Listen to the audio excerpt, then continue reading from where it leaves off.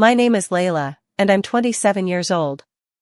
I had just returned from my secret wedding when my mother handed me a guest list for my sister's $1 million ceremony. Yours can't compare, she sneered. That's when I said it. It already happened. Her face froze. She blinked. Laughed.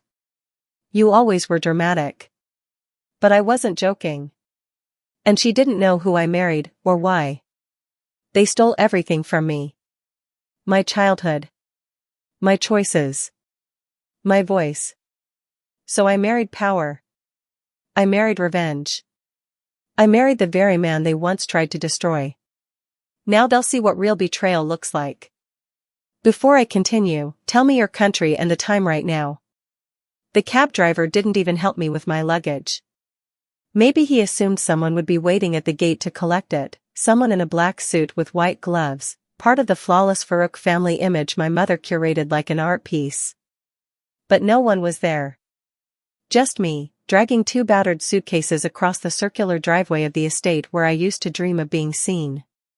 The new iron gates had my father's initials carved into them. Not F4 Farouk, but H4 Hassan. First name. As if that told you everything you needed to know about him. I hadn't been home in nearly a year.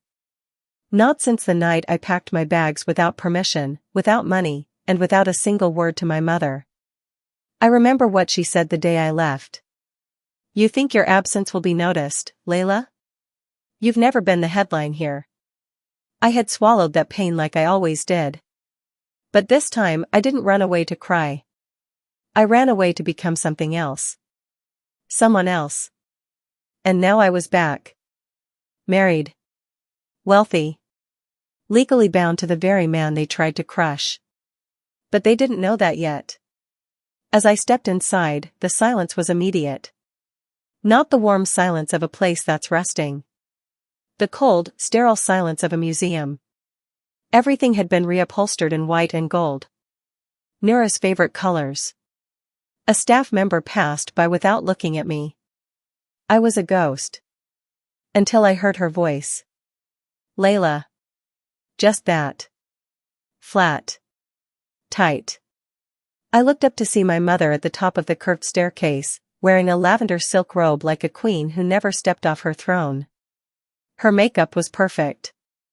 Her smile wasn't. You're just in time, she said, descending with controlled grace. Cake tastings at 3.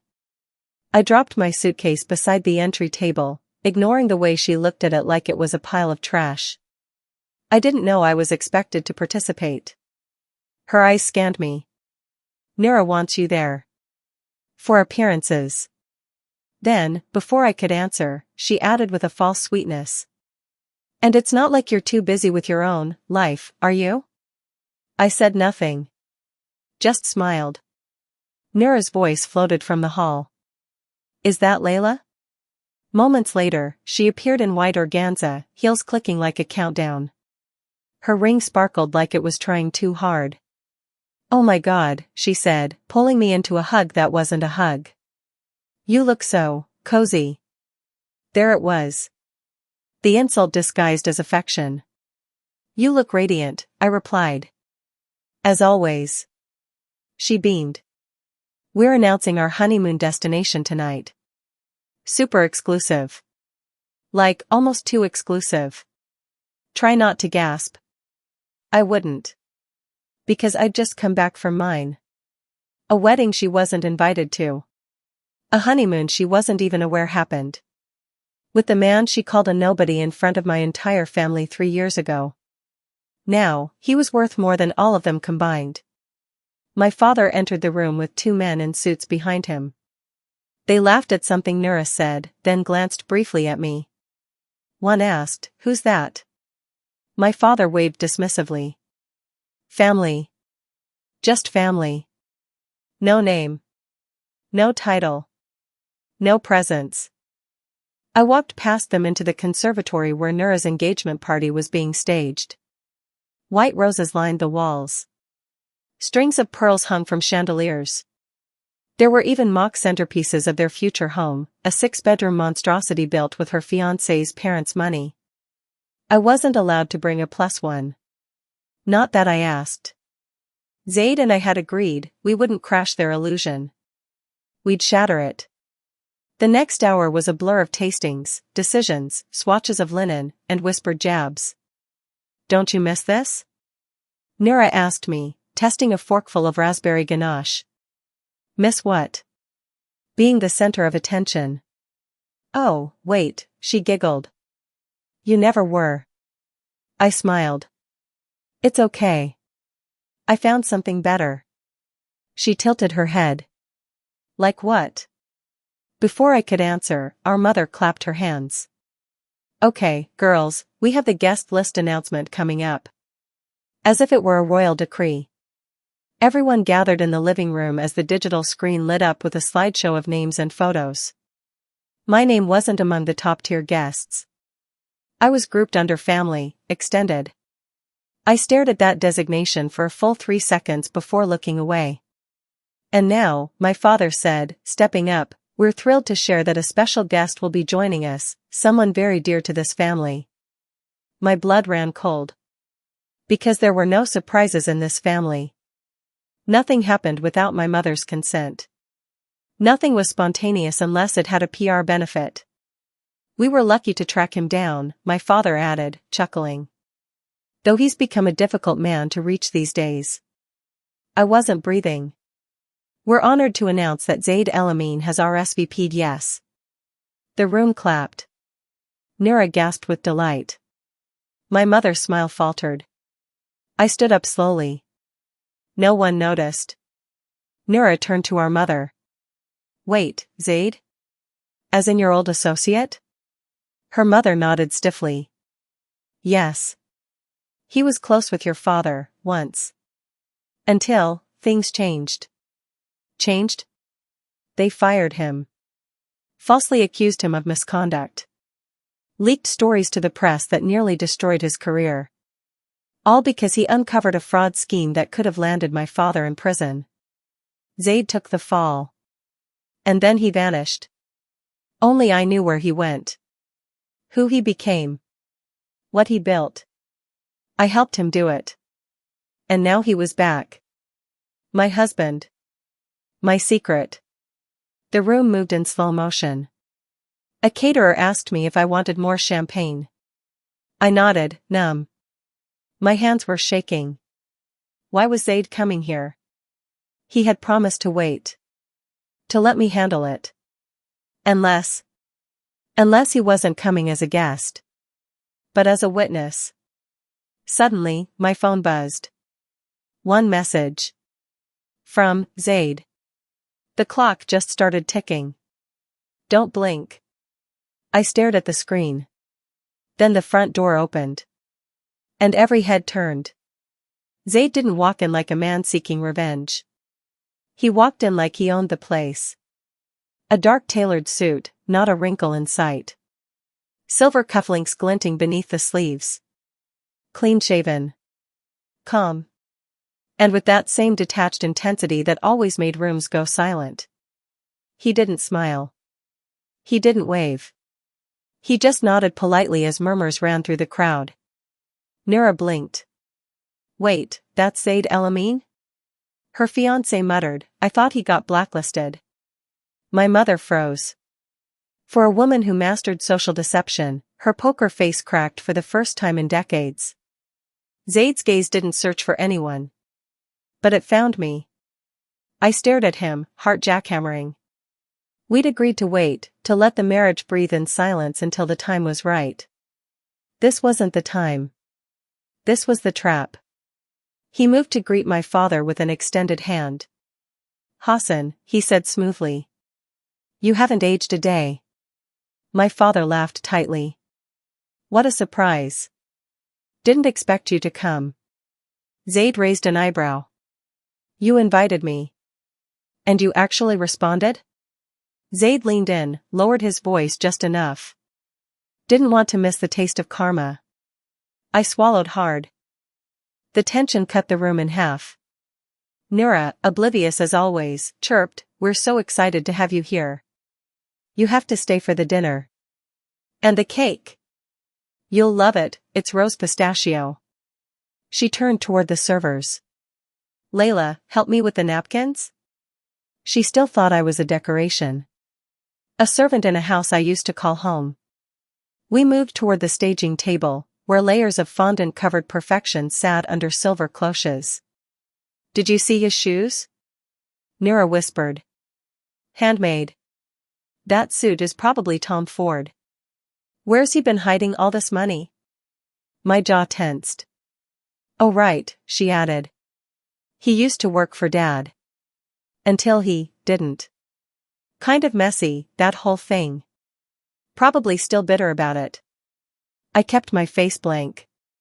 Nira leaned closer. You know, I almost feel bad for guys like him. Always playing pretend. No real power. Just expensive taste and ego. Like you. She caught herself. Too late. I met her eyes. Like me? She smiled with no teeth. I mean, no offense. It's just, you always played in circles too big for you. Like when you thought you'd marry that guy from London? Rafiq. I said the name flatly. Oh my God, yes. You were obsessed with him. And then he ghosted you, right? God, that was brutal. But anyway, I'm glad you're here. This wedding's going to remind you what a real life looks like. I reached for a napkin and crumpled it in my fist. She was doing it again. Burying me in smiling cruelty, like she'd done since we were kids. Back then it was. Why can't you be more graceful, like Nura? Now it was. Why can't you be more successful, like Nura? I didn't flinch when she poked. I didn't scream when she mocked. Because I had a better weapon than rage. I had proof. I slipped away when no one was looking, past the curtain separating the main hall from the offices. I found the old mahogany desk still in place, my father's dominion. The filing drawers hadn't changed. And just like Zaid predicted, they hadn't updated the lock codes. A small folder waited inside. One of the legacy triggers from the original Farouk estate plan. Zaid had explained it to me 6 months ago, just before we signed our marriage license. Your father's estate is built like a fortress. But there's a flaw. A clause that releases partial access to heirs who meet certain milestones. Like what? I asked. Marriage. Legal and binding. Firstborn child. Death. In that order. I hadn't believed him at first. My parents never told me. Then again, they told me a lot of things that were lies. I flipped through the document now, my eyes scanning for the phrase. And there it was. Clause 14C, upon legal marriage of any direct offspring, a 12.5% distribution of allocated asset trust shall become available to said heir within 90 days, unless otherwise vetoed by joint parental guardianship. But I was married. Legally. And my parents couldn't veto it now. Not after the filing. Not after Zaid submitted the license to the probate office last week. They just didn't know it yet. Or so I thought. When I returned to the event, a courier was standing at the entrance holding a flat white envelope. Delivery for Ms. Layla Farouk. All heads turned. I took the envelope without a word. My fingers trembled as I opened it. Inside, a letter. Official. Signed and stamped. It was from Zaid's law firm. To Ms. Layla Farouk. Notification of spousal estate integration, Farouk Holdings. My stomach dropped. Nira snatched the envelope from my hand and laughed. What is this? A prank? Did someone propose to you through a law office? I didn't answer. My voice was buried under waves of panic and adrenaline. My father approached, read the letter, and froze. His hands tightened. What the hell is this? My mother snatched it next. No. No. This can't be real. I looked at Zaid. He stood calm in the corner of the room, swirling a glass of wine. Watching. You didn't, my father whispered, voice sharp. I did. I said it out loud. Finally. I married him. Silence. Dead, still, bone-deep silence. Then Nura screeched. What? She marched up to me. You married him? When? Where? Why would he even? Zaid stepped forward, smoothly. She married me because she's smarter than all of you combined. My mother's lips curled. You manipulated her. I laughed. No. I chose him. Long before you tried to ruin him. Before your lies. Before you made me invisible. My father was still shaking. This is fraud. You can't access anything. Zaid held up a copy of the marriage certificate. We already did. It's been validated. And the estate clause was triggered. Nura's voice cracked. That clause was only supposed to be for me. I turned to her. And you thought I'd never get there first. She blinked rapidly. This isn't happening. You can't hijack my wedding week with your stunt. It's not a stunt. I folded the letter slowly, cleanly. It's a legal fact. My mother stepped forward. We'll contest this. Zaid smiled, cold and knowing. We expected you to. And that's when the second courier arrived. Delivery for Mr. Hassan Farouk. Legal summons. Everyone froze. The air was colder than ice. Zaid turned to me. I told you they'd blink first. I didn't say anything. Because the real war had just begun. My father didn't touch the envelope at first. It sat between him and the courier like a ticking grenade. Everyone stared, but no one moved. Sir, the young man prompted. You'll need to sign. Hassan Farouk didn't sign. He snatched the envelope, ripped it open with fingers that looked steadier than they were, and skimmed the top of the letter. His eyes locked on the bold text. Notice of preliminary estate dispute, trigger clause 14C activation. He dropped the letter like it was burning. Nura gasped, stepping back like someone had slapped her. My mother stormed toward Zaid with fury in her gait, but he didn't flinch. What are you trying to do? She spat. Destroy this family? Zaid didn't even blink. No. That was your job. We're just cleaning up the mess. My mother turned to me, eyes blazing. You ungrateful, vindictive little. You don't get to call me names anymore. My voice didn't shake. You gave that up the day you made me your scapegoat. Scapegoat? She barked. You think we wanted you to fail? That we enjoyed your disasters? No, I said, stepping closer, you needed me to fail. Because Nura needed the stage. And you couldn't have both daughters shining. Gasps rippled behind us. Nura's friends were still standing there, unsure if this was a fight or an unplanned show. You think this is about jealousy? My mother hissed. You don't know what real power looks like. Yes, I do, I said. I married it. She reeled like I'd struck her. My father finally spoke. That clause isn't valid. It hasn't been updated in years. It's buried in an outdated draft. Zaid pulled a paper from his inside jacket pocket and unfolded it. It's not buried anymore. You filed it yourself at the county registrar. Dated. Signed. Unamended. That means it's binding. Nura turned to him. You set this up. You used her. Zaid's eyes found mine. Actually, she used me. I just didn't mind. The room vibrated with tension. My sister's lips quivered. She looked between us, eyes filled with disbelief. You married him just to trigger the will? No, I replied. I married him because he saw me when none of you did. The will was just a bonus. A server knocked over a tray behind us. Glass shattered. No one flinched. My father's voice dropped low. You don't know what you've done, Layla. Yes, I do, I said. I ended the silence. He moved closer. towering, intimidating. For years, I would have lowered my eyes, curtsied with fear. Not anymore. You're trying to tear this family apart, he growled. It was already in pieces, I said. I'm just refusing to lie about it. My mother crossed her arms. You won't get away with this. We'll have our attorneys file for fraud, misrepresentation, inheritance manipulation. Zaid smirked. Please do. Discovery will be illuminating. Her face paled. Because she knew.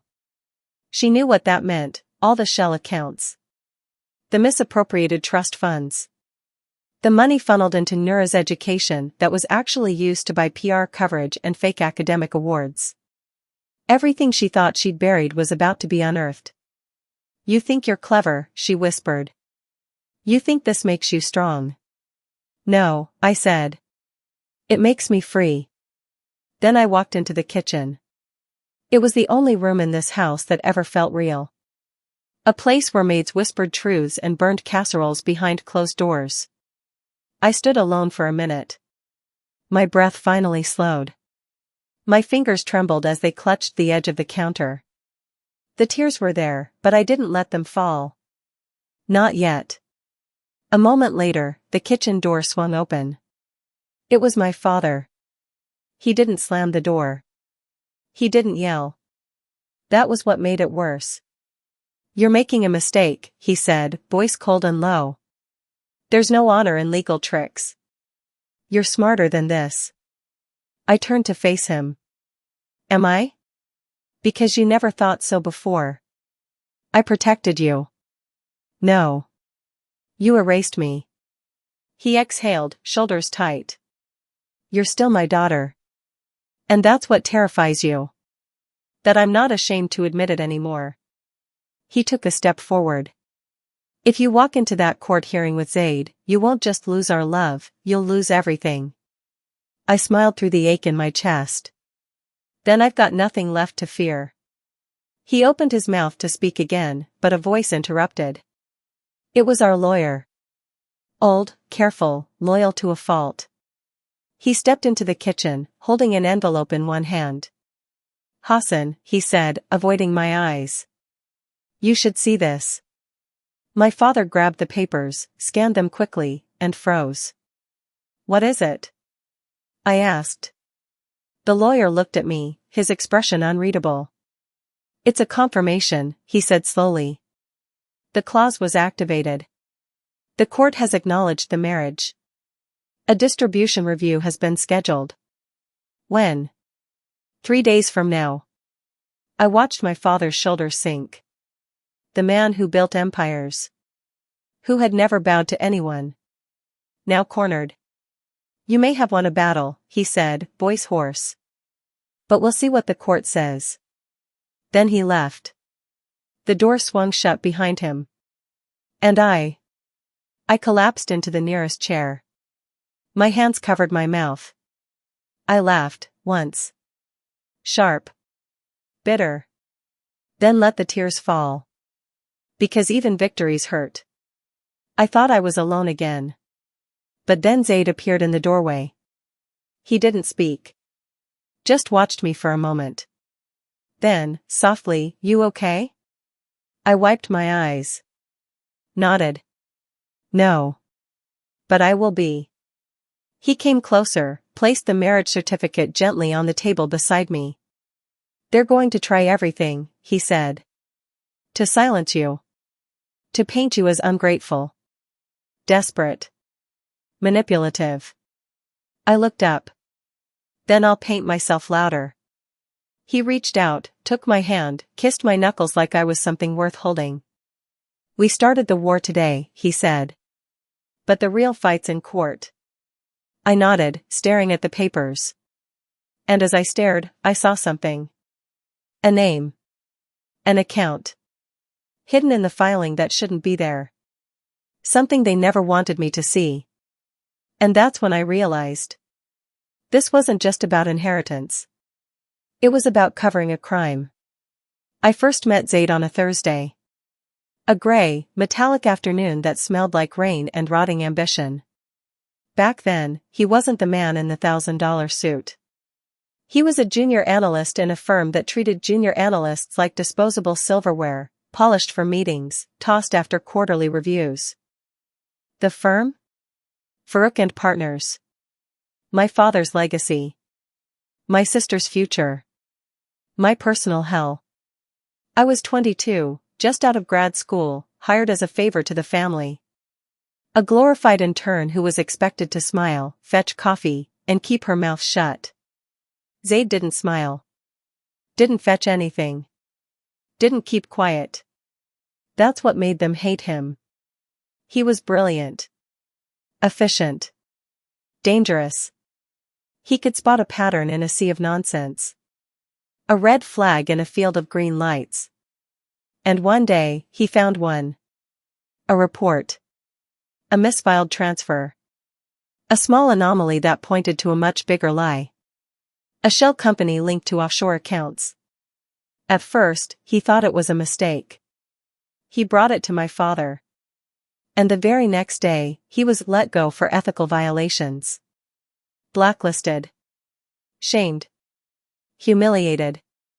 I watched it happen from a glass office I wasn't allowed to decorate. I heard the whispers. He accessed files he wasn't authorized to. Probably trying to hack into something. Troubled background. Should have seen it coming. My father smiled through the scandal, offered him a small severance, and had security escort him out. I never forgot the look on Zaid's face that day. Not rage. Not shock. Just calculation. Like he'd seen the bullet coming and already planned who'd pay for it. Months passed. I left the firm after a screaming match with my mother. "You're embarrassing the family with your constant failures," she had said. "You've made success a cage," I'd snapped back. She slapped me. I packed my bags. For a while, I vanished. Lived in a friend's apartment. Took freelance copywriting jobs to survive. And then, he called me. Zaid. I still don't know how he got my number. But I answered. "Layla," he said, "I think we both lost something that day. We met at a coffee shop in a part of town my parents pretended didn't exist." He wore a gray hoodie. No trace of bitterness in his voice. He just laid it all out. He hadn't stopped investigating. He'd traced the offshore accounts. He'd found forged invoices, duplicate entries, fake vendors, names that linked directly to my father's inner circle. He had documents. Spreadsheets. Audio clips. He wasn't angry anymore. He was focused. Precise. "I'm not here for revenge," he said. "I'm here for justice." "And why involve me?" I asked. He smiled.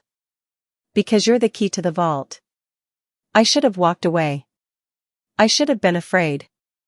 Instead, I leaned in. Because for the first time in my life, someone wasn't underestimating me. We met in secret for months. He trained me. Financial records. Legal language. Estate planning. I read, studied, cross-referenced. We built a case.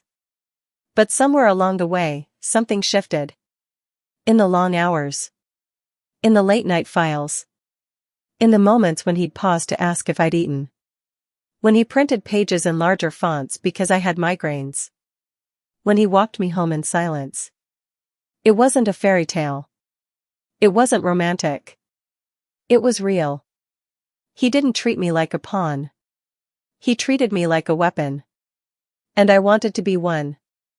We didn't date. We didn't kiss. We drafted a strategy. And then, he proposed. Not on one knee. Not with a ring. But with a single question. "Do you trust me enough to say yes when it counts?" I said yes. Because in a world full of lies, he was the only person who never tried to cage me. We married 6 months later. Quietly. In a rooftop office owned by one of Zaid's legal allies. The witness was a paralegal. The cake was a croissant. The vow was a contract. It was the most honest day of my life. He handed me a folder after we signed. Inside, copies of the estate clause. Proof of my right to a share. The framework of a civil protection agreement. And one final document. A trigger letter. Prepared in advance. To be sent when the moment is right, he said. We didn't send it that day. We waited. Until Noura's engagement announcement. Until the press release about the Farouk legacy. Until my mother's text. Try not to embarrass us at the wedding. You can stay in the guest house. That was the moment. We filed the marriage license. And Zaid sent the trigger letter. Now, back in the present, I looked at the name on the financial printout Zaid had shown me in the kitchen. And felt the floor tilt under me. It wasn't just an account. It was a buried beneficiary. Listed under a fake name. But with a birth date I recognized. Noura's. And not just her. A second account under my name, but linked to a foreign holding firm. My parents had hidden my inheritance overseas. And I never knew. I think, Zaid said carefully, they'd been laundering your portion through fake scholarship trusts. I stared at him. Why? He shrugged. To keep you controlled. Invisible. Dependent. The rage that swelled in my chest was too big to name. They hadn't just sidelined me. They'd financially erased me. Zaid stood. There's more. But we need to be careful. What happens now? I asked. He held up a court notice. We go to war. In 3 days. And then he paused. There's one more thing. Someone from my past reached out. Says he has files. Records. From the original scandal. But he wants something in return. My pulse spiked. Who is it? Zaid's jaw tightened. His name is Mazen. He was the one who actually orchestrated the insider trades. The one your father pinned it all on me to protect. I stared at him, breath caught in my throat. And he's coming to the hearing, Zaid said. With evidence. A new enemy. An old betrayal. A weapon we didn't know we needed. But I could feel it. The real storm hadn't even started yet. We didn't have flowers. We didn't have vows. We didn't even have music. But we had signatures. And we had silence. That was our wedding. On a steel-framed rooftop in the industrial district, surrounded by concrete and sky, I signed my name to a contract that didn't just bind me to a man. It unshackled me from a bloodline. Zaid stood across from me, not smiling, not nervous, just present. Grounded. He looked like a man who'd seen fire and chose to become it. The witness, a tired paralegal with dark eyes and no questions, stamped the papers and handed us copies. Congratulations, she said quietly. It wasn't romantic. But it was powerful. And when Zaid took my hand, it wasn't in celebration. It was in solidarity. We didn't kiss. We nodded. Agreement sealed. War declared. 3 days later, I woke up with a hyphenated name and a password to a private digital vault. Inside? Scans of estate documents. Shadow accounting trails. And something else. A financial anomaly tied to a Layla H. Farouk charitable trust established 6 years ago. I had never heard of it. But I recognized the bank routing number. It matched one from my childhood tuition payments. They'd used me, my identity, my academic history, to hide funds under the guise of scholarship donations. All while claiming they couldn't afford to send me abroad for my final year. I remembered crying in my room, watching Noura board a plane to Paris for her culinary certificate while I settled for an online course. They said they were being practical. No. They were being strategic. Keeping me just smart enough to look educated. Just broke enough to be dependent. Just isolated enough to never see the truth. Until now. Zaid handed me a tablet with a new document. It was a motion to formally validate the marriage under estate law. Filed. Timestamped. Accepted. We're live, he said. It's real now. I nodded, but my hands were cold. I thought I'd feel different, I whispered. I thought I'd feel free. You are, he said gently.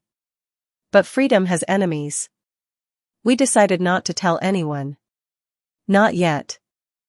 If the Farouks were going to play the game in public, we'd stay hidden in the shadows, until we had enough light to burn everything down. But the shadows had a cost. When Noura's wedding invitations went out, they weren't addressed to Mr. and Mrs. They were addressed only to Miss Layla Farouk. When I RSVP'd, I checked will attend, and left the +1 blank. When my mother texted me a reminder about Noura's bridal shower, she added, "Please don't bring anyone. Keep the tone elegant." They didn't know I was married. They didn't want to know. It was easier for them to believe I was still alone. Still waiting. Still less. I returned to the estate for Noura's first rehearsal dinner, alone. Zaid waited 2 blocks away in a black car, scrolling through documents, wearing gloves like a surgeon before an operation. He didn't ask to come. He didn't offer reassurance. He just looked at me and said, "If you need me, say the word. And I'll walk through fire." Then he kissed the back of my hand. And let me go. Inside the estate, everything was themed. There were ivory roses, gold-trimmed menu cards, and a harpist flown in from Milan. Everyone buzzed about Noura's wedding of the decade. And not a single person asked if I was seeing anyone. Because they already assumed the answer. Because I was me. The girl who wasn't chosen. The one who left. The one who failed. Noura stood at the top of the staircase in a gown that sparkled like frostbite. "Layla," she cried, arms open. "I saved you a seat. Near the back, by the kitchen." She laughed. Everyone else did too. I smiled tightly. Walked past her. Took my seat. I didn't need to be center stage. I had center power. And I was about to prove it. Later that night, I returned to the guest house. A package was waiting. Inside? A single silver envelope. No return address. No signature. I opened it with trembling fingers. Inside was a notarized confirmation from the city marriage registrar. Stamped. Certified. One line in bold. Spousal estate integration confirmed. Subject now recognized under community marital law. And below that, the beneficiary notice. Signed by both our names. I sat down. And laughed. Not because it was funny. But because the first time I said I do, no one heard me. Now, the courts did. And there was no turning back. The next day, my mother barged into the guest house. No knock. No courtesy. She held a phone in one hand and a printout in the other. "What is this?" she hissed, waving the document like it was poison. I looked at the printout. It was from the county court record site. Marriage license. My name. Zaid's name. Dated and official. "You got married?" she spat. "To him?" I stood. Calm. Steady. "Yes." She staggered back. "This is a joke. This has to be a joke." I stepped forward. "It's not. And in case you're wondering, yes. It's been filed. Validated. And it triggers Clause 14C. Her face went dead white. "You don't even love him," she sneered. "I don't have to," I said. "He respects me. That's more than I ever got here." She looked ready to explode. "You'll be disowned." "I was disowned the day you told me I'd never be enough." She didn't slap me this time. She just left. And when the door slammed, it didn't feel like loss. It felt like liberation. That night, I returned to the city. Zaid was waiting on the rooftop again. It started, I said. He handed me a glass of wine.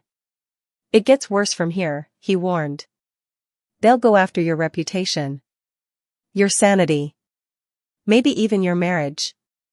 I took a sip. Then looked him in the eyes. Let them try.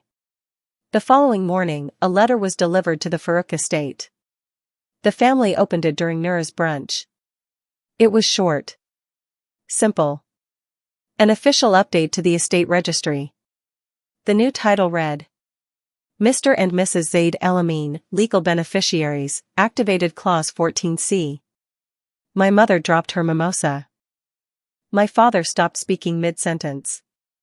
Noura screamed. And I? I smiled. Because now, the world knew. The letter hit harder than any slap my mother had ever delivered. It didn't scream. It didn't accuse. It simply declared. The estate clause had been triggered. My marriage was real. The courts had acknowledged it. And I was no longer the forgotten daughter. I was now the first legal heir. The fallout was immediate. The family group chat exploded. First it was Noura. Layla, what the hell did you do? Then my father. This will be challenged. You'll regret this. Then silence. And I knew what that silence meant. It meant they were lawyering up. By the next morning, 3 things had happened. Noura's wedding sponsors called to reassess their financial commitments. The family's PR manager issued a vague statement to the press. The Farouk family respects privacy and remains committed to unity. A process server arrived at my apartment with an envelope bearing the Farouk seal. Inside. Notice of estate fraud allegation, preemptive injunction request. They were accusing me of falsifying a marriage. Falsifying my marriage. The nerve. Zaid read the letter twice. Calm, like always. They're playing dirty, I said. He nodded. And desperate. I sat on the couch, hands trembling. They're trying to erase it again. Me again. He put a hand on my knee. They can't. It's too late. We're already on the record. He pulled out a black folder. Inside. Copies of our marriage certificate. Photos from our wedding. Signed affidavits from witnesses. Bank documents showing merged accounts. A legal timeline. Everything's airtight, he said. Still, panic bubbled inside me. They'll spin it, I whispered. They'll say I coerced you. That you're using me for money. That I married you for revenge. Zaid cut me off. Then we make it impossible for them to lie. He stood and handed me a silver USB. What's this? He smiled. Our insurance policy. I plugged it in. A video opened. Security footage from the day we filed our marriage license. Me, laughing. Him, teasing. Us, real. Then a short clip, me speaking to a clerk. No, this isn't rushed. I've waited years to choose someone who believes in me. I'm ready. It wasn't meant to be public. It was never meant to be anything more than a memory. But now? Now it was proof. The next day, the court date was confirmed. Farouk v. El Amin, estate validation hearing. 9 a.m., Civil Hall 7B. The press got wind of it within hours. Suddenly, I wasn't just a forgotten daughter. I was a headline. Heiress war, mysterious marriage threatens Farouk dynasty. Betrayal in the bloodline, wedding bombshell disrupts family fortune. Paparazzi started following me. Neighbors started whispering. And then? Someone leaked our wedding photo. Just one. Black and white. Rooftop. Wind catching my veil. Zaid holding my hand like it was the only thing that mattered. The caption read. The wedding nobody saw coming. Noura lost it. She called me at 2 a.m., voice shrill with rage. You're ruining everything, she screamed. Do you know how hard we worked to rebuild the Farouk name? You think some scandalous elopement makes you powerful? I didn't yell back. I didn't cry. I just said, you always said no man would want me. Now one does. And suddenly you're afraid. Then I hung up. I had nothing left to prove to her. The day before the hearing, a courier delivered a small box. No label. No sender. Inside. A shattered photo frame. A picture of me at 16, arms around my parents, smile wide. Glass cracked right through my face. And a note. Blood doesn't forget. You're not one of us. I stared at the note. My throat went dry. Then I folded it slowly. Guess they're running out of words, I muttered. Zaid glanced at the note, read it, and said nothing. He didn't need to. The fire in his eyes said everything. He was ready.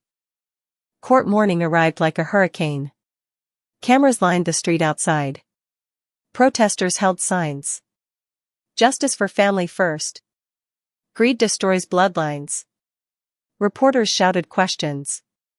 Layla, did you marry for money? Zaid, are you manipulating her for revenge? Is this war about love or legacy? I didn't answer. Zaid kept his hand on my back.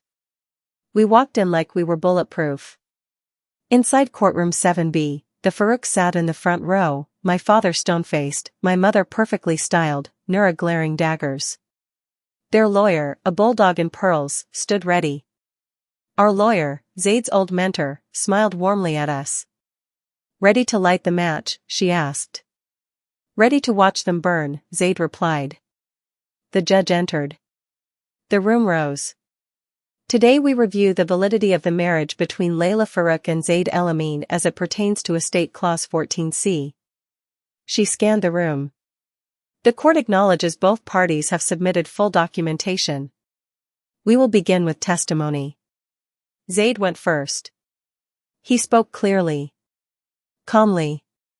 I married Layla because she's the only person who saw me when I was invisible. She didn't care about titles or headlines. She cared about truth. He paused. And I will not let this family erase her again. Gasps. My turn. I stood. My heart was thudding. I looked my parents in the eyes.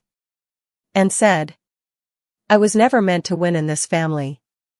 Not with love. Not with legacy. But I did both. Because I stopped asking for permission to exist. The judge nodded. Thank you.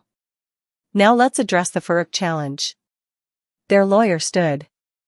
We allege that this marriage was premeditated for financial gain, with no evidence of authentic romantic intent. Zaid's lawyer stood up calmly. We have video evidence, joint accounts, affidavits, and confirmation of residency. The marriage is not only legal, it is real. The judge frowned. Let's see the video. We played it. My voice filled the courtroom. I've waited years to choose someone who believes in me. I'm ready. Silence. Then the judge spoke. The court finds the marriage valid and binding. Clause 14C is legally triggered. A review of estate disbursement is now scheduled. Bang. Gavel down. My mother paled. Nura screamed. My father cursed under his breath. And I finally breathed. But just as we stepped out of the courtroom, a man was waiting. Sunglasses. Brown leather jacket. He handed Zaid a sealed envelope. Zaid opened it. Inside. A name. A list. A wire transfer from a decade ago. Zaid whispered, "It's him." I looked at him. Mazen? Zaid nodded. He's ready to talk. I blinked. The man they ruined Zaid to protect was about to expose everything. The courtroom hadn't even cooled from the judge's final gavel when the real war began. We stepped outside to a wall of flashing lights and shouted questions. Reporters pressed in like a tide, microphones jabbing through the crowd. I kept my head high, Zaid's hand tight around mine. Every camera in the city seemed pointed at us. I had become a story, a scandal, a headline. But what they didn't understand, what none of them had even begun to grasp, was that this wasn't the climax. It was the prologue. I wasn't after money. I was after truth. And I wasn't just his wife. I was a witness. A weapon. And I had just been activated. The next morning, our inboxes detonated. Media inquiries. Anonymous threats. Legal notices. The Farouks filed their first injunction before sunrise. Their claim? Our marriage was a fraud designed to exploit the inheritance clause. They argued that because we hadn't publicly announced it, held a traditional ceremony, or invited family, it lacked cultural legitimacy. I laughed when I read that phrase. Cultural legitimacy? From the same people who used culture as a sword to shame me into obedience? Our lawyer, Dahlia, was already 2 steps ahead. They're leaning into emotion because they can't win on law, she said over coffee, eyes scanning her tablet. So we do the opposite. Cold, precise, undeniable. She was right. We had documentation, receipts, contracts, timelines, evidence. They had gossip and family politics. By the time we arrived at the second hearing, the courtroom was fuller, hotter. Noura was there in full designer rage, hair curled to perfection, lips painted war red. My parents sat flanking her like royal guards. Their attorney stood first, straightening her blazer like armor. We submit that this marriage was executed in bad faith. It lacked transparency, family consent, and cultural observance. The motive was financial, not emotional. Dahlia didn't even stand yet. She just handed a flash drive to the bailiff. Your Honor, on this drive is a full digital trail of the marriage, from email coordination with the registrar to witness statements to bank records. You'll also find images of the signed license, joint health insurance filings, and a video of the couple's ceremony. The judge inserted the drive. Watched. Listened. No one spoke. In the video, I stood under that steel rooftop sky, wind curling around my shoulders, my voice quiet but clear. I'm marrying not for approval. Not for applause. But for peace. For freedom. The judge paused the footage and looked at the Farouk table. This doesn't appear fraudulent.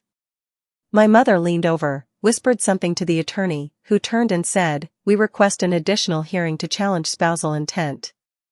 Specifically, the matter of consummation and cohabitation. The courtroom gasped. I went still. Even the judge blinked. Zaid stood. Calm. Powerful. Your Honor, that's an invasive and unnecessary argument. We have submitted our residency lease, merged finances, and the shared address on both our legal identifications. We cohabit. We are married. We meet every requirement under the clause. The judge nodded, unimpressed with the Farouks. Objection overruled. The evidence is sufficient. Clause 14C remains valid. Noura exploded. This is insane. She was nothing. You can't just let her marry her way into our legacy. She was on her feet now. Crying, screaming. She was the mistake. I was the one who stayed. I was the one who built everything. I carried the name. Her voice cracked. I earned it. For a split second, I saw it, not just anger, but desperation. Panic. A girl raised in a palace whose walls were now collapsing. The judge gave her one warning before calling for a recess. As the bailiff escorted her out, Noura turned and hissed, You think you've won, Layla? You haven't even seen what we're willing to do. Zaid placed his hand on my lower back. She's not wrong. They're escalating. He was right. That afternoon, our lawyer received a surprise motion, a petition to freeze all assets involved in the estate, including mine. The Farouks were attempting to paralyze every cent until the full review could be completed. We expected this, Zaid said, scrolling through the notice. They're playing defense. Good. I didn't say anything. I couldn't. Because in that moment, all I could see was the past, the years I spent wondering if I was crazy for thinking I deserved more. The nights I begged for validation from people who only gave me silence. The look in my mother's eyes when she told me, "You'll always be second." But not anymore. We filed a counter-motion within hours, arguing that freezing the inheritance violated the clause's timeline of disbursement. The hearing was set for Friday. The judge agreed to review all evidence, including a private file Zaid had held in reserve. He showed it to me that night. "I wasn't going to use this unless we had to," he said. It was a recording. A private meeting, 3 years old, between my father and one of his legal consultants. "The clause is a problem," my father had said. "We need to find a way to delay or invalidate it. If Layla ever activates it, we're screwed." "Why not amend it?" "Because the board wouldn't approve. And she doesn't know the language. She won't figure it out. They bet on my ignorance. They bet wrong." Zaid's finger hovered over the playback. "I don't know if it's admissible," I whispered. He met my eyes. "Doesn't matter. It'll make them scared." That was enough. The next day in court, the judge asked if we had any new evidence relevant to the estate's intent or manipulation. Dahlia stood and submitted the transcript of the recording. The judge read it slowly, quietly. My father didn't react. Not visibly. But his lawyer paled. And suddenly, the courtroom didn't feel like theirs anymore. The power had shifted. And they knew it. As we walked out, Zaid placed a hand on my shoulder and whispered, "We're almost there." But I knew it was too early to feel safe. Because outside, standing by the courthouse gate, was a man in a black coat. He stepped forward, lifted his sunglasses. Zaid's entire posture changed. "Who is that?" I asked. Zaid's voice was tight. Cold. "Mazen." I blinked. "The man who took the fall for the insider trading? The one my father protected?" "He said he wanted to talk," Zaid murmured. Mazen walked up, handed over an envelope. "I don't want to be dragged into this. But you should know, your father's not just fighting you in court. He's preparing to bury something.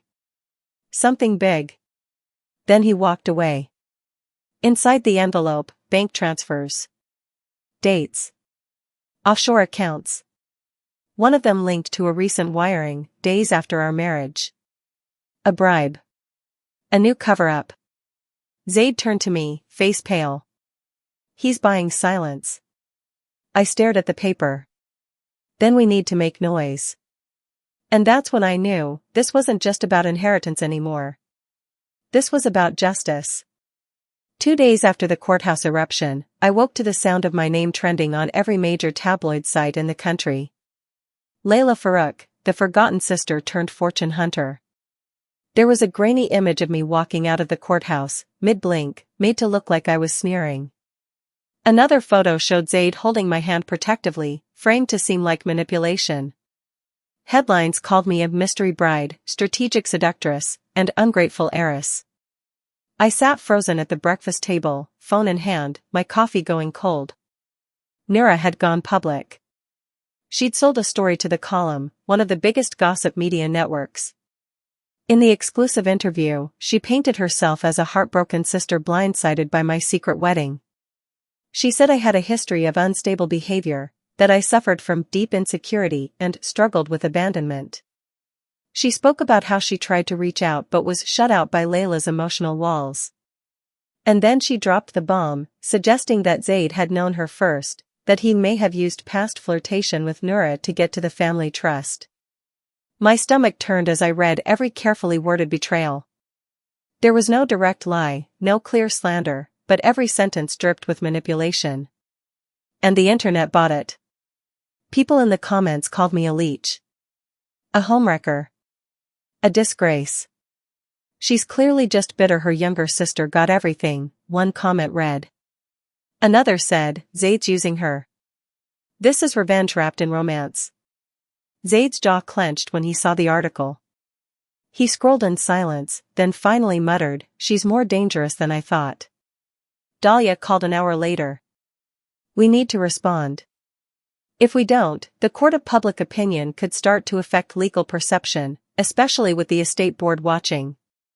My first instinct was to shut down, to stay quiet and let it blow over.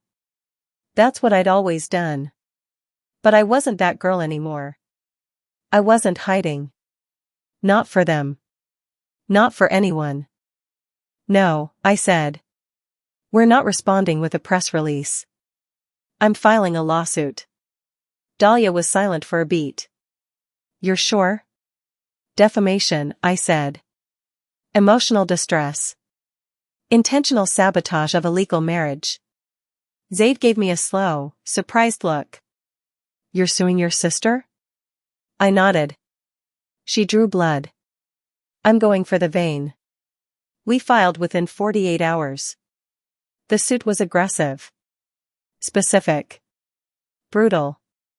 We submitted screenshots of texts, private messages, financial records showing Noura's direct communication with the magazine editor weeks before her interview aired.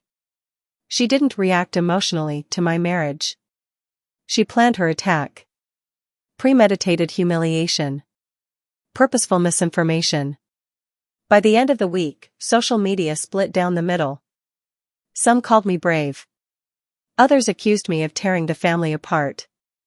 But at least now, the narrative was no longer just hers. The next day, I received an unexpected call. It was a woman. Calm voice. Professional tone. "Layla Farouk?" "Yes. I'm with the executive committee of the Farouk Estate Board. We'd like to speak to you." The board. The same men and women who had smiled at Noura for years, toasted to her parties, rubber-stamped her place in the succession plan. And now, they were calling me. They scheduled a private meeting. No press. No legal representatives. Just me and the board. A round table in a hotel suite, windows covered, water bottles untouched. The chairwoman, a woman named Maha, spoke first. "Your sister's behavior has caused disruption," she said carefully. "Some members of the public now question the image of this family." I said nothing. Maha leaned forward. "We're not here to choose sides. We're here to protect the legacy. So I'll ask you directly, are you willing to step away?" Quietly. In exchange for a negotiated settlement. There it was. The offer. They wanted me to disappear. To take a tidy sum and fade into silence so they could clean up the headlines and refocus on Noura's picture-perfect wedding. I looked around the room. Half of these people had known me since I was 10. They'd watched me grow up. Not one of them had ever asked what I wanted. Not once. "No," I said softly. "I'm not stepping away." Maha's expression didn't change. "Think carefully. It won't be offered twice." "I've thought for 27 years, I replied. "And I'm done waiting for permission." I stood and walked out. Outside the hotel, the city buzzed. Horns. Sirens. Life. And suddenly, I felt it. A shift. For the first time in my life, I wasn't trying to fit their mold. I was shattering it. The next morning, a second article dropped, this time from a more respected outlet. It was an exposé. The journalist, anonymous but well-informed, laid out the entire family history, highlighting the secret scholarship funds, the trust clause manipulation, and Noura's paid PR campaigns over the years. It didn't take a genius to know where the leak came from. Mazen. He had given his evidence to the press. Zaid confronted him the same day. "You promised us the files," he said. "Why the press first?" Mazen, smooth as always, just shrugged. "Leverage. Now everyone's watching. Which means your father can't bury anything. And neither can she." Zaid hated it. I didn't. Let the truth burn in headlines. Let the world see. But now, with my family embarrassed, cornered, and exposed, they were unpredictable. Zaid warned me, they'll retaliate. They always do. He was right. That evening, our building received an anonymous complaint. Noise. Disruption. A call to the homeowners association. False, of course, but enough to trigger a surprise inspection. An hour later, a man tried to serve Zaid with an outdated tax lien that didn't exist. The games had escalated. But I wasn't shaken. I was angry. And anger made me clear. I told Dahlia, it's time we play offense. Hard. Full audit request. Estate asset freeze. I want every cent accounted for, every shell company exposed. She smiled. Now you're speaking like a Farouk. No, I corrected. I'm speaking like someone who's finally free of one. The next morning, we filed the full motion. And at the top of the document, under petitioner's name, it read: Layla Farouk El Amin. Legal spouse. Legal heir. Legal storm. The past doesn't knock softly. It kicks the door down. It happened on a Wednesday. Overcast. Quiet.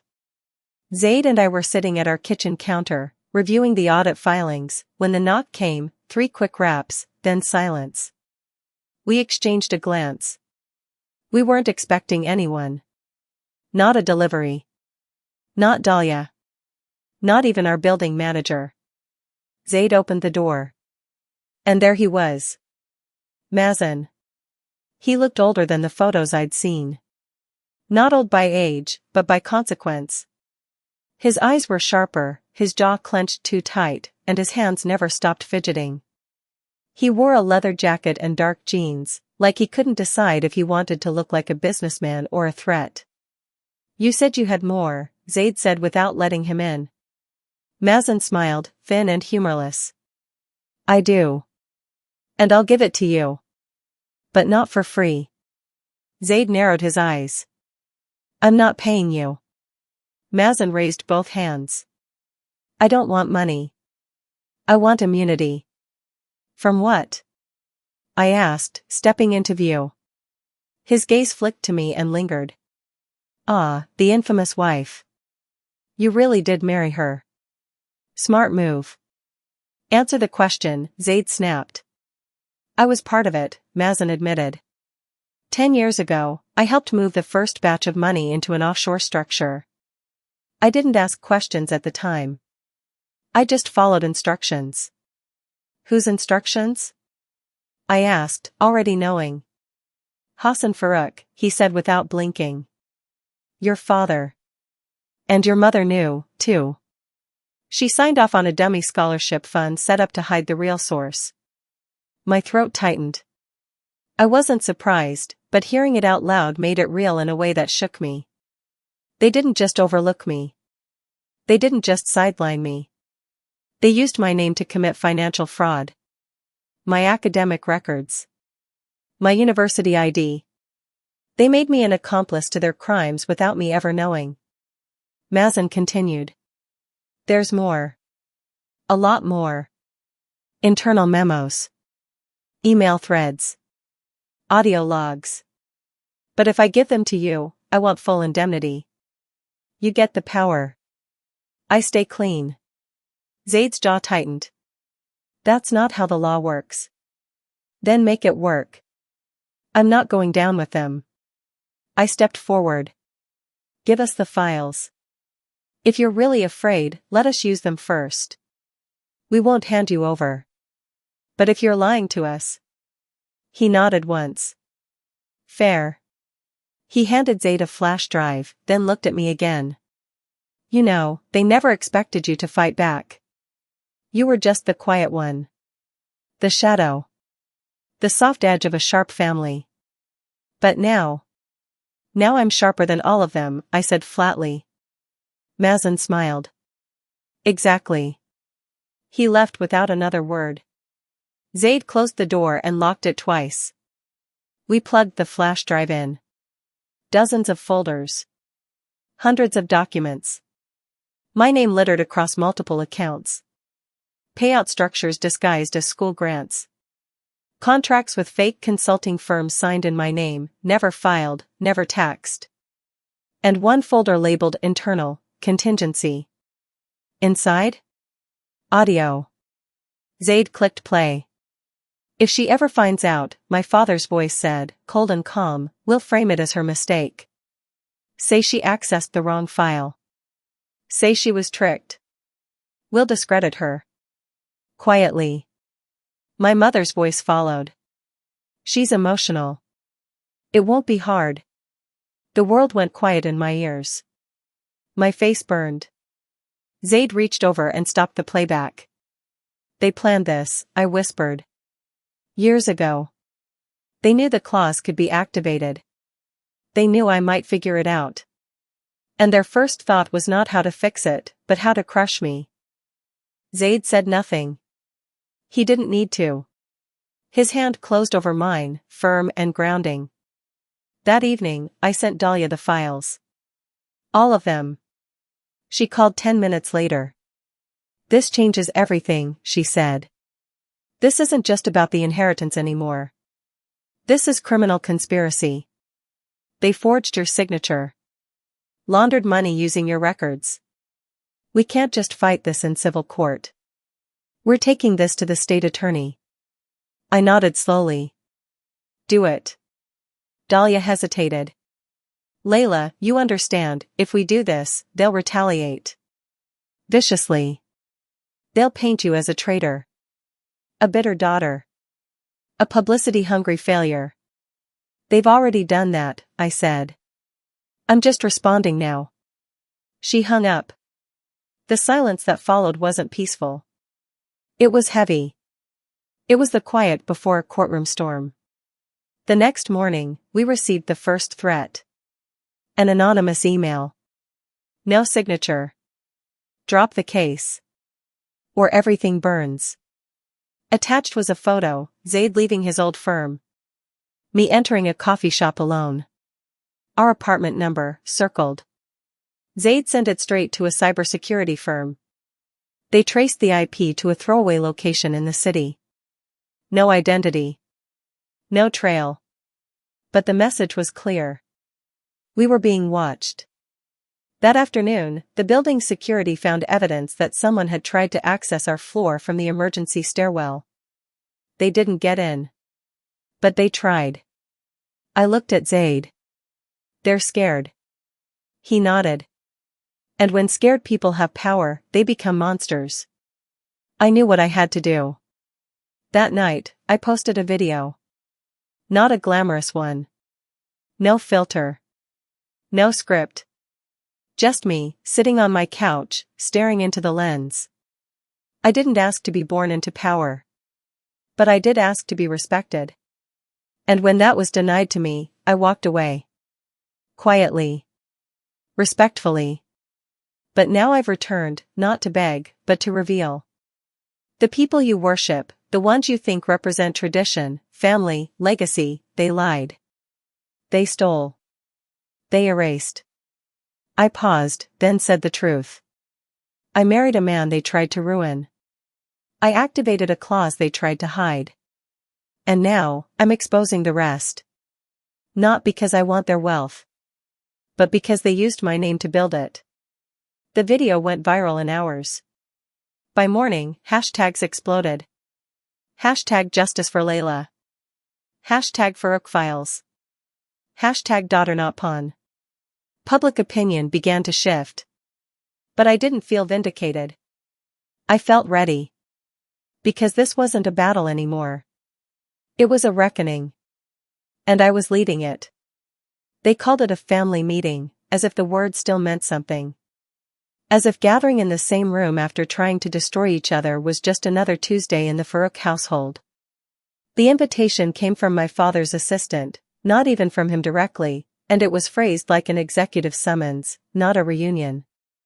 Mandatory presence requested from all immediate family to address reputational concerns and estate audit disruptions. No apologies. No acknowledgements. Just strategy disguised as civility. We arrived at the house just before noon. Not the guest house where they used to stash me during events. The main estate. The house I was born in. The house I had once begged to belong to. Now I walked through its grand double doors not as an outcast, but as an adversary. The living room was staged like a corporate boardroom. Chairs in a circle. No refreshments. No warmth. My mother stood by the window, arms crossed, pearls around her neck like armor. My father sat at the head of the room, flanked by their lawyer and 2 estate board members. Nura was already seated, draped in another designer dress, makeup flawless despite the headlines painting her as a liar. I didn't say hello. Neither did Zaid. We sat, calm and silent, across from them. My father cleared his throat. Let's begin. The lawyer opened with a polite but icy summary of the situation. As you are aware, recent actions taken by Layla and Mr. El-Amin have significantly disrupted the current estate planning and financial operations. There is also active media attention and legal investigation that threatens the Farouk reputation. I raised an eyebrow.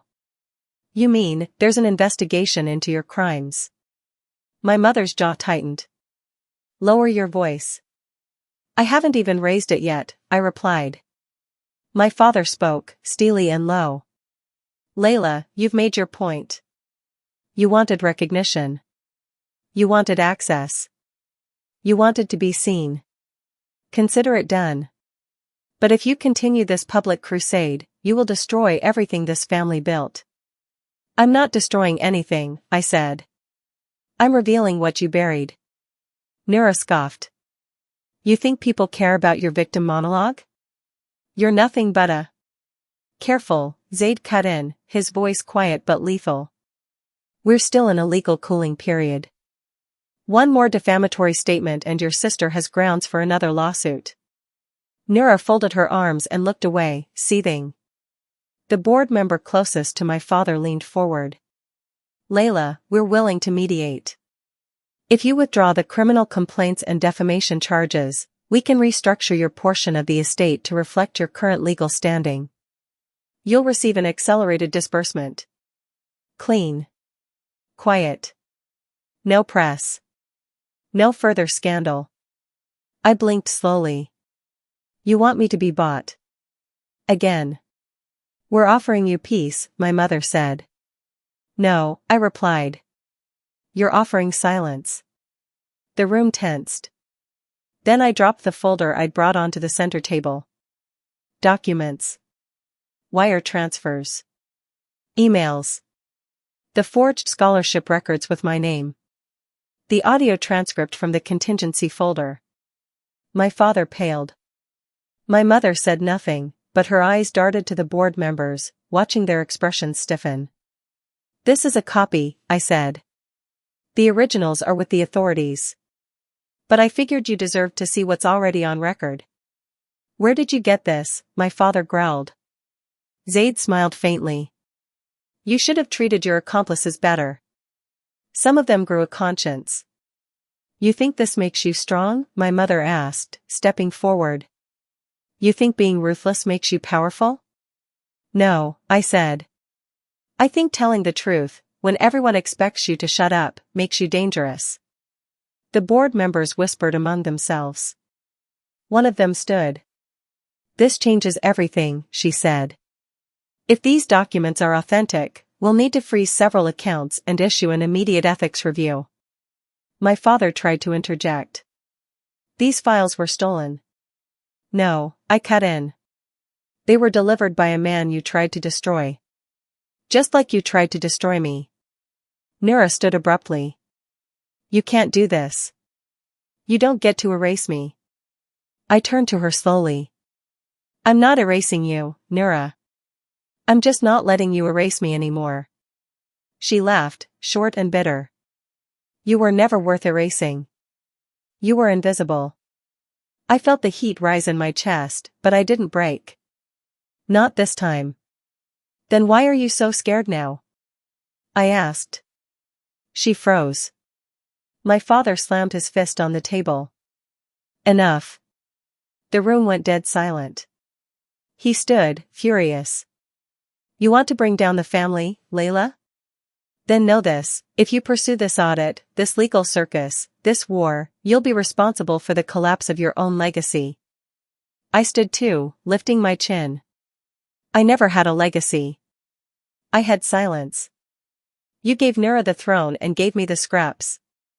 Now I've built something of my own. And I'm not asking for your blessing. I'm taking what's mine. My mother whispered something to my father, too low to hear. He nodded once. Then she turned to me. Leave. Now. You've said your piece. And whatever happens next, you'll regret it. I smiled. I don't regret a single word. We walked out. The air outside felt different. Lighter. As if the house behind us had started to crack at the foundation. Zaid didn't speak until we reached the car. They'll strike back, he said. Hard. I know. I looked down at my phone. A text from Dahlia had just arrived. We've received confirmation. The IRS is requesting access to the estate accounts. It's happening. I turned to Zaid, heart pounding. They're not just scared now, I whispered. They're bleeding. And the scent of it was starting to draw vultures. They tried to carry on with the wedding like nothing was happening. As if the press hadn't caught wind of the IRS probe. As if the estate wasn't under investigation. As if I hadn't ripped the curtain off the golden cage they called home. But appearances were everything to my mother, and Nura would rather choke than admit her empire was crumbling. So the show went on, or tried to. 2 days after the family meeting, Nura's wedding rehearsal was held at the Rose Court venue, a lavish architectural nightmare dripping with chandeliers and imported marble floors. It looked like a place where secrets went to drown in perfume and privilege. I wasn't invited, of course. But I didn't need an invitation to watch the downfall unfold. It had already begun. The first sponsor pulled out that morning, a luxury jewelry brand that had once boasted Nura as its next face of Middle Eastern elegance. They released a carefully worded statement about internal restructuring. A lie, of course. They just didn't want to be linked to an unfolding financial scandal. Then the floral designer, the one flown in from Paris, cancelled with less than 12 hours' notice. Unforeseen visa issues, the team claimed. Another lie. They'd been warned about potential payment problems. By noon, Nura's PR team had gone into overdrive, spinning every loss as a choice. We decided to simplify the aesthetic, she posted on Instagram. Sometimes, less is more. Authenticity over extravagance. She included a photo of herself in a linen robe, sipping tea on a balcony, the caption dripping with curated peace. It had the opposite effect. The comments section was brutal. What happened to the rose arches? Didn't she have a Bulgari deal? Wait, wasn't her sister suing her for defamation? The internet didn't forget. And it only got worse. A video leaked from the rehearsal, shaky, filmed from behind a pillar. It showed my mother hissing instructions at the staff, berating a catering coordinator, threatening to sue the venue for non-compliance. Her voice was sharp, condescending, cruel. But the real explosion came when she turned on Nura. You think anyone will marry you now if this wedding falls apart? She snapped. You think anyone will touch this family's name after the circus your sister unleashed? Nura's reply was faint but devastating. You chose this. You taught her how to survive. And now she's doing it better than I ever could. The video cut there.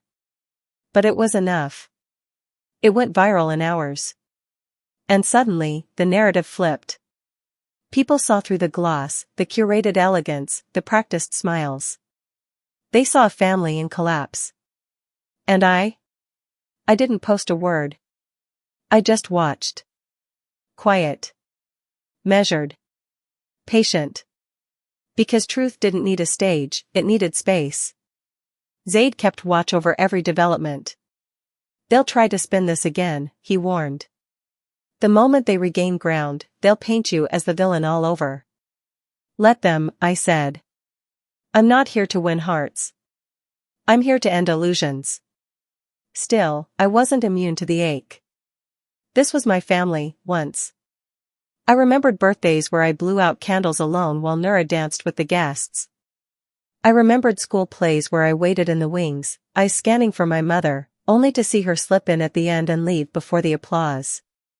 I remembered sitting beside my father at dinner, praying he'd look up from his phone and ask about my day. He never did. Now they had no choice but to look. But I hadn't expected the voicemail. It came late. Unmarked number. I hesitated before pressing play. And then I heard it. My mother's voice. Not speaking to me, but mocking. She's always been so fragile. So dramatic. One rejection and she unravels. She'll find a way to ruin this wedding too, you'll see. She can't stand her sister's happiness. A pause. Then laughter. I mean, we all know Nura has issues. But at least she's beautiful. Marketable. The message ended. I stood in the kitchen, phone still in hand, stomach clenched. Zaid stepped in. Saw my face. What happened? I handed him the phone. He listened. His expression never changed. We release it, I said. He blinked. Are you sure? I nodded. Let the world hear the mother behind the pearls. Dahlia was hesitant at first. It could look vindictive, she warned. Calculated. I'm done protecting people who used me as a scapegoat, I said. Let the public see what I survived. So we released the voicemail. Not through a gossip site. Through a women's rights platform. An exposé on emotional abuse inside high-status families. The clip was embedded at the end. No context. No names mentioned. But everyone knew. The backlash was instant. Articles exploded. Commentators debated whether daughters owed silence to mothers who weaponized shame. Influencers called out toxic perfectionism and generational emotional manipulation. Even former acquaintances reached out, women I hadn't spoken to in years, saying, "Thank you." That could have been my mother. The clip hit deeper than we expected. And for once, I didn't feel exposed. I felt seen. Nura's wedding teetered on the edge. One more push. And then it came. An anonymous tip. A whistleblower. Sent directly to Zaid's inbox. An internal invoice trail showing that one of the largest wedding sponsors, a tech investment firm, had been illegally diverting funds from investor accounts to finance promotional costs. And one of those invoices? Signed by my father. Not as Farouk and partners. But as a personal guarantor. The wall cracked. Zaid stared at the documents for a long moment. If this gets out, he's finished. I looked him dead in the eyes. Then we release it. And we did. No press release. No statement. Just cold, clean proof. Now the perfect daughter's perfect wedding was drenched in scandal. And the throne they built for Nura? It was cracking under her heels. It started with a phone call. A short, clipped message from my father's assistant, once again refusing to speak to me himself. Mr. Farouk would like to extend an offer of resolution before the audit review proceeds. Private meeting. Discretion required. That was the word they clung to now, discretion. As if secrecy could still save them. As if I hadn't already pulled the family legacy out into the public light like a threadbare rug crawling with rot. Zaid and I met them at a neutral location, a boutique conference room inside a luxury hotel. Polished glass, filtered water, security at the door. My father arrived first, shoulders tight under a tailored gray suit. My mother followed, dressed in navy silk, sunglasses still perched atop her head though we were indoors. Nura didn't come. Whether by choice or shame, I didn't care. They didn't shake hands. They didn't smile. My father went straight to it. "We're prepared to offer you 10% of the estate," he said, sliding a sleek folder across the table. "In exchange, you'll drop the lawsuits. The audit. The criminal referrals. Everything. 10% of a fortune they built with my name. A legacy they tried to bury me under. My mother stared at me like she expected gratitude. Like she thought I might cry, say thank you, and finally beg for a seat at the table. I didn't touch the folder. This was never about the money, I said. My father scoffed. Don't insult us. Everyone has a price. Zaid leaned forward. You're offering 10% of a house that's already on fire. The IRS is involved. Your accounts are flagged. Your daughter's wedding is hemorrhaging sponsors. And the only reason you're not already in handcuffs is because we're giving you time to fall quietly. My mother's voice cut in, sharp and cold. You think ruining us will make you whole? I met her gaze without flinching. No. But it'll make me free. They didn't understand that. They never would. My father's hand twitched slightly as he reached for the folder. Then we'll see you in court. No, I said, stopping him. You'll see me in court. And in headlines. And in every board meeting that wonders where the money went. And you'll see me again in every daughter you ignored. Every woman you underestimated. He paused. For the first time in years, he looked uncertain. That was when Zaid dropped the final blow. We intercepted the transfer, he said calmly. My mother blinked. What transfer? To the Cayman account, Zaid said. The one you tried to wire 2 days ago through the shell firm under the family foundation. We blocked it. Froze it. And filed an alert with the Department of Treasury. The room froze. My father looked like he might faint. My mother's mouth fell open. For once, words failed her. You thought you could run, I said. You thought I wouldn't find out. But I did. Zaid pulled a document from his briefcase. A motion filed just that morning, requesting an emergency court order to appoint a third-party estate administrator. In other words, we were asking the court to take the legacy away from them. You'll be able to keep your homes, Zaid added. Maybe some liquid assets. But you won't touch the inheritance. Not a single cent. Not until the investigation ends. And by then, he shrugged. My father stood. Shaking. You'll destroy the family name. No, I said softly. You already did. I'm just putting a plaque on the ruins. They left without another word. No threats. No final insults. Just silence. But this silence felt different. It felt hollow. Beaten.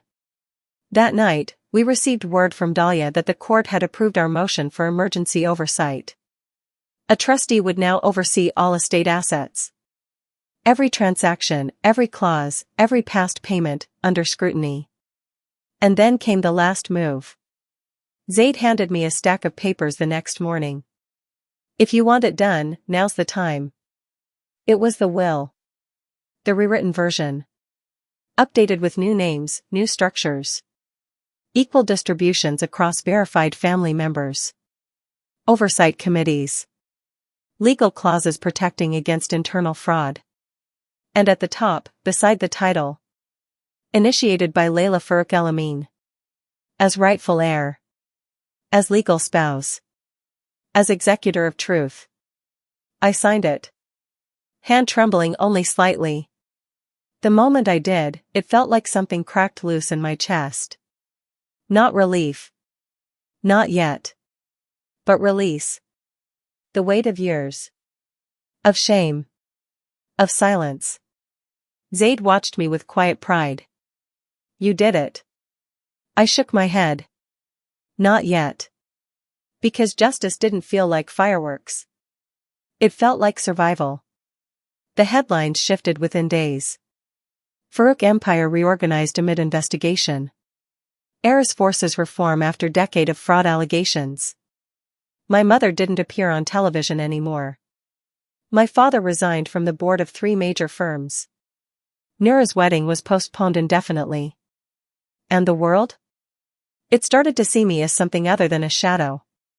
But the part no one saw was this: the night after the will was filed, I went back to the house. Alone. It was empty. Furniture covered. Lights dimmed. Staff gone. I walked through each room slowly, letting memory pass through me like wind. The staircase where I used to sit and watch guests laugh without noticing me. The kitchen where I cried behind cupboard doors. The living room where they hosted parties and forgot to introduce me. In my old bedroom, I found a small note taped to the mirror. Written in my mother's handwriting. 5 words. You were always too much. I stood there for a long time. Then I struck a match. And burned the note to ash. Because too much was better than never enough. And now, I was everything they feared. Collapse doesn't come like thunder. It's quieter than that. It begins with the things you think will last forever, cracking in places no one's watching. A breathless moment of silence before the implosion. And then, everything that once seemed solid begins to fall. 3 weeks after the court appointed a trustee over the estate, the first audit results were made public. Not leaked, published. Full transparency. Every shell company. Every false charity. Every scholarship fund that never existed. And at the bottom of the 78-page summary, one sentence that dropped like a blade: material fraud suspected. Federal investigation pending. The press didn't go wild. They went surgical. Articles didn't just name my father. They diagrammed every transaction. They broke down Nura's luxury sponsorships and revealed how many of them were paid for through offshore holding accounts tied to donor-restricted funds. They called it the Farouk Mirage. Overnight, the empire became an exhibit of deception. That morning, I received one last message from my father. Not a call. Not a visit. Just a single line in an email with no subject line. You win. I stared at it for a long time. There was no emotion in those words. No surrender. No apology. Just resignation. The kind that comes from someone who never thought they'd lose and doesn't know how to be anything but powerful. I didn't respond. Zaid came into the kitchen and handed me a mug of coffee. His face was calm, but I saw the weight behind his eyes. This wasn't just a battle we'd won, it was a family we had buried. They're going to seize the secondary house, he said. The vineyard property too. And the old firm's HQ will be sold to pay back the educational trust violations. How much will they keep? I asked quietly. Zaid looked at me. Not much. I thought I'd feel triumphant. I thought vengeance would taste like champagne. But it didn't. It tasted like ashes. Later that day, I visited the estate. Not to gloat. Not to take anything. Just to see it. The house was quiet, the gates open, as if the place had finally given up the performance. Dust floated in the air. Plastic wrapped the furniture. No voices. No footsteps. Only silence, thick and final. I walked into my father's study, the room I was once banned from. The desk was bare. The drawers empty. But on the bookshelf, between 2 legal encyclopedias, was a photo frame. I pulled it out slowly. It was a picture of me, age 6, holding a science fair ribbon, grinning like I'd won the world. It was the only photo of me I'd seen in this house in years. And it was hidden. Not displayed. Not framed on a mantle. Tucked away. I placed it back. Not because I wanted to preserve it. But because I wanted to leave a scar. Let whoever walked through these walls next find the evidence of what had been buried. Outside, one of the staff members approached me, an older woman named Hannah who had worked in the house for over 2 decades. She looked tired, nervous, her hands wringing a dish towel. Miss Layla, she said. I just wanted to say. I'm sorry. I blinked. For what? For not speaking up, she whispered. I saw how they treated you. I always thought, maybe I shouldn't interfere. It wasn't my place. It never had to be your place, I said gently. But thank you. She hesitated, then pulled something from her pocket, a folded note. Your mother left this. Said to give it to you if you ever came back. I unfolded it slowly. Her handwriting was sharp, rushed. You were always dangerous. I just didn't realize how much. That was it. No love. No remorse. Just fear disguised as admiration. I handed the note back to Hannah. You can throw it away. I didn't need keepsakes. The next day, Noura's wedding was officially cancelled. The press release blamed personal healing time and unexpected estate complications. But the truth was more brutal. Her fiancé had vanished. No warning. No explanation. Just a disappearance. His company wiped her photos off their social feeds. Their engagement party photos were removed from Google search results.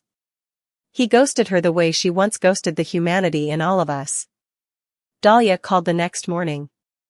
The bankruptcy proceedings are likely, she said. But your share is clean. You'll be offered a choice, liquidate or manage.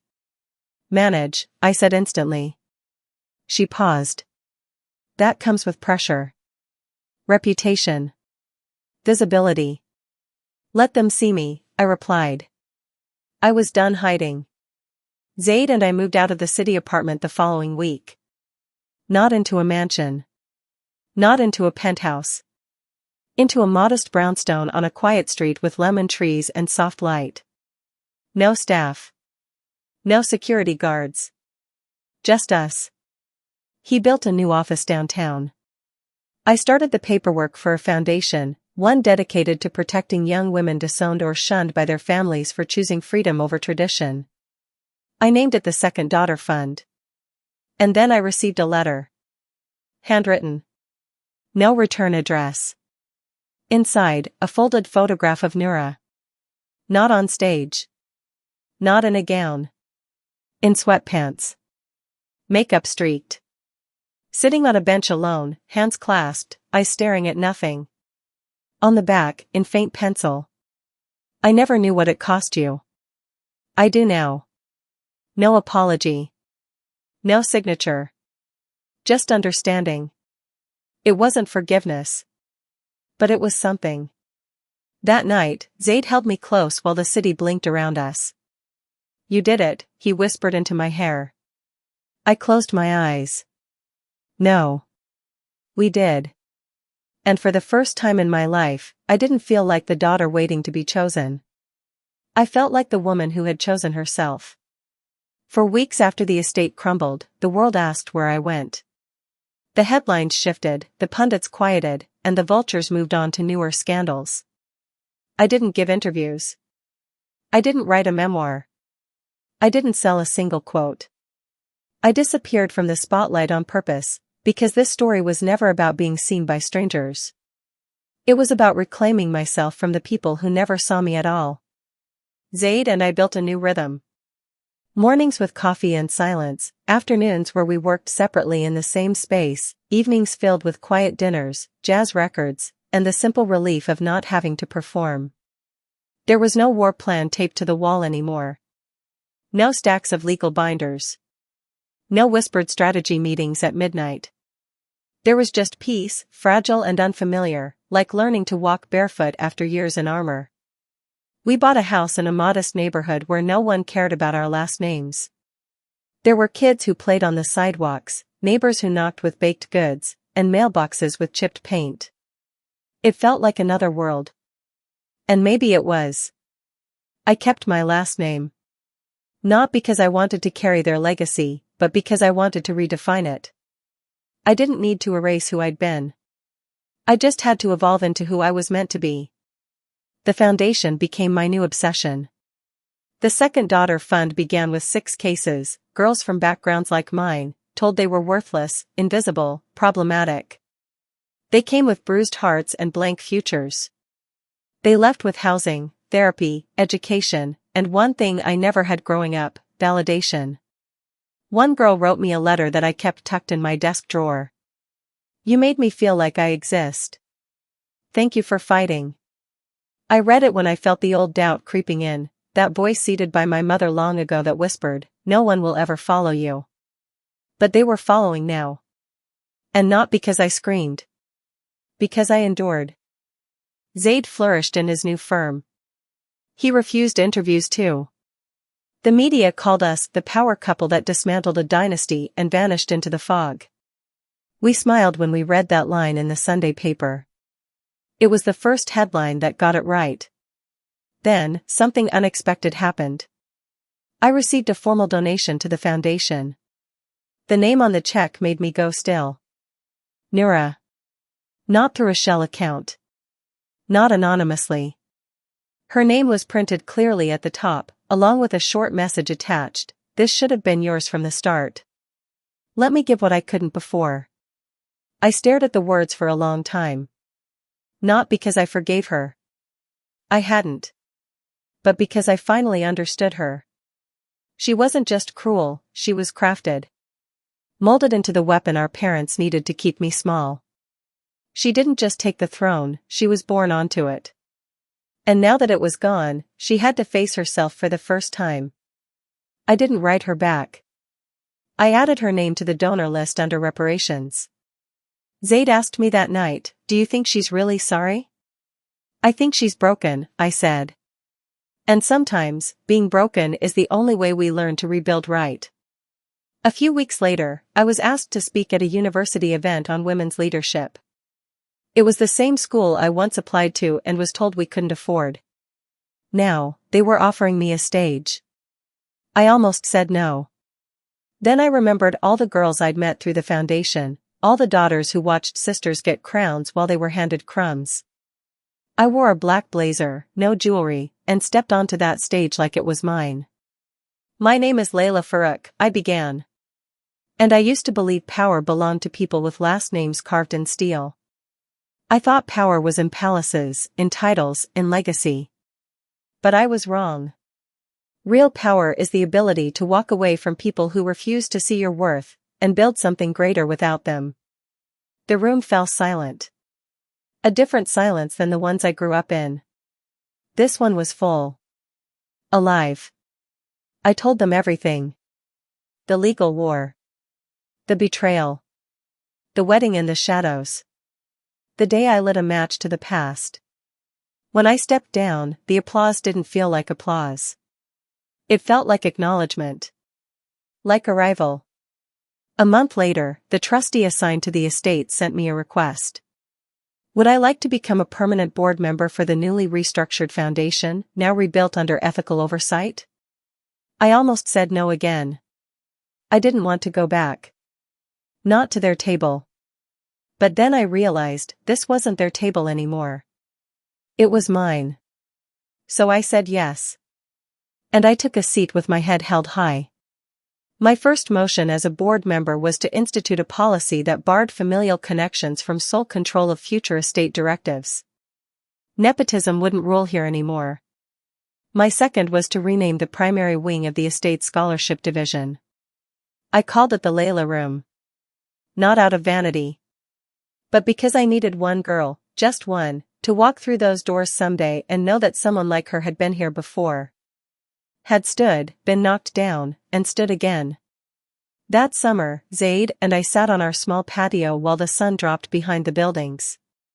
He brought me tea, kissed my temple, and whispered, "You're not silent anymore." I smiled. I never was. They just weren't listening. And now? Now the world was quiet enough to hear me. It was a gray morning when Nura showed up. No warning. No appointment. Just a knock on the glass door of the foundation's main office, nervous, hesitant, the kind that sounds more like a question than a statement.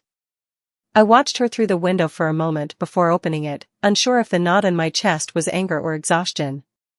She looked nothing like the sister I had grown up resenting. No makeup.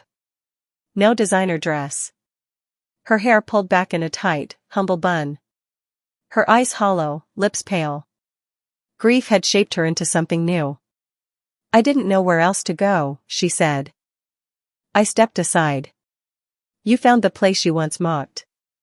Come in." She didn't sit right away. Her eyes moved around the small space, walls lined with success stories, thank you letters from young women we'd helped, shelves stacked with binders and paperwork. Her gaze landed on the donation board. Her own name sat under the word, reparations. She winced. So that's how you see me? I met her eyes. It's the most generous word I could think of. She nodded. Fair. We sat across from each other. The silence between us was different this time. Not tense. Not weaponized. Just raw. I lost everything, she said finally. My fiancé, my friends, my endorsements, my image, it's all gone. No, I said, folding my hands. You didn't lose it. You traded it. You just didn't realize the cost. She swallowed. I came to ask something. Not your forgiveness. I know I don't deserve that. I waited. I need work, she whispered. It hit me like a cold wave. She wasn't here for redemption. She was here because she had nowhere else to go. And yet, I didn't gloat. I didn't smile.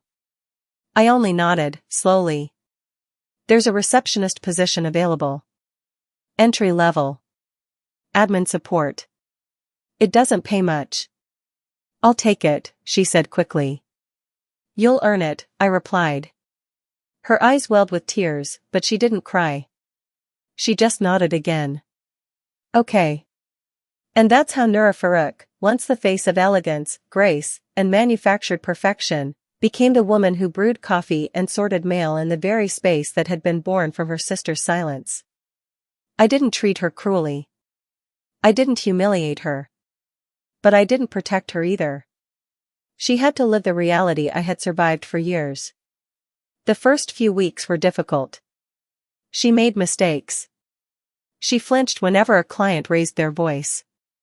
She avoided my gaze whenever someone asked what her last name was. But over time, she settled. She listened. She learned. And slowly, piece by piece, she began to become someone new. It wasn't forgiveness. It was consequence. Forgiveness, I've learned, isn't a single act. It's a boundary. A system. It's saying, I won't hate you, but I won't forget either. It's offering someone a ladder without promising to pull them up. Zaid watched the whole thing unfold from a distance. He never commented. Never interfered. He simply stood by me like he always did, with quiet strength, with respect. One evening, as we walked home from the office, I asked him, do you think I'm being too hard on her? He shook his head. You're not being hard. You're being just. She's living the life she helped you survive. We reached our street. The sun was dipping, the air crisp with the scent of new beginnings. I think, he added, you're giving her the only shot that matters, an honest one. That night, I received the final signature. It came in a cream envelope, hand-delivered by the estate trustee. A formal declaration, signed and sealed, naming me as the final executor of the revised family will. All previous versions nullified. All fraudulent clauses revoked. Nura had signed. My father hadn't contested. And my mother, well, she had fled the country 3 days earlier, under the guise of medical retreat abroad. The truth was simpler. She ran. Just like all cowards do when power is no longer theirs to wield. I stared at the signature line. My name printed in bold. Not an asterisk. Not a margin note. Not a silent afterthought. But the head of the document. The final authority. Zaid stood beside me as I signed the acceptance document. You know, he said softly, you could dismantle the whole thing. Tear it down to dust. I looked at him. I already did. We didn't throw a party. We didn't post a thing. We just went home.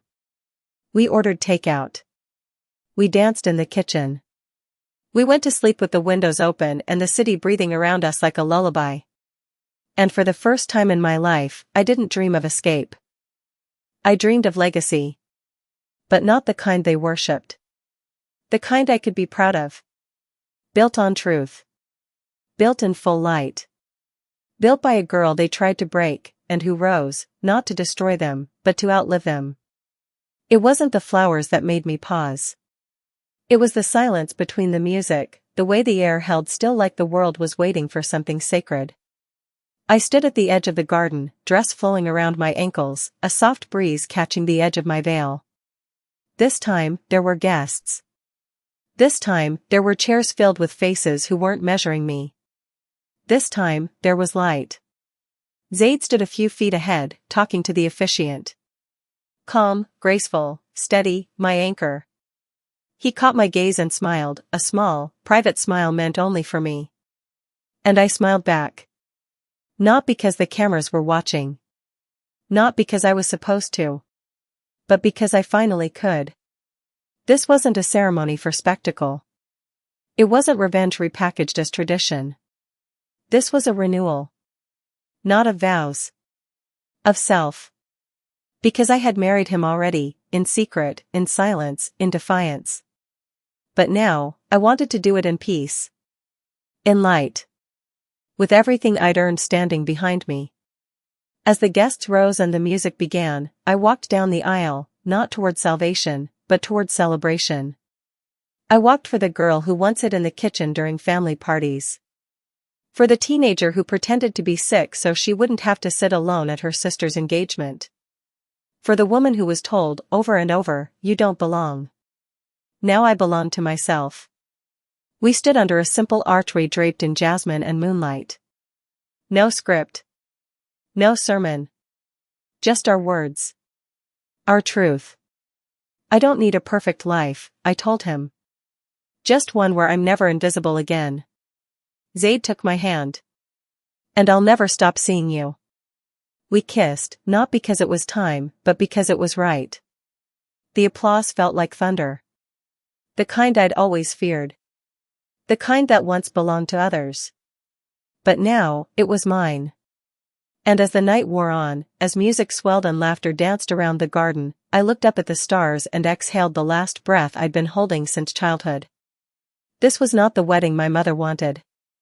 This was not the bride my father imagined. But this was my day. And it was never meant to be anything but mine. Have you ever had to choose between family and freedom? Tell me in the comments, your story matters. And subscribe if you're ready for the next battle.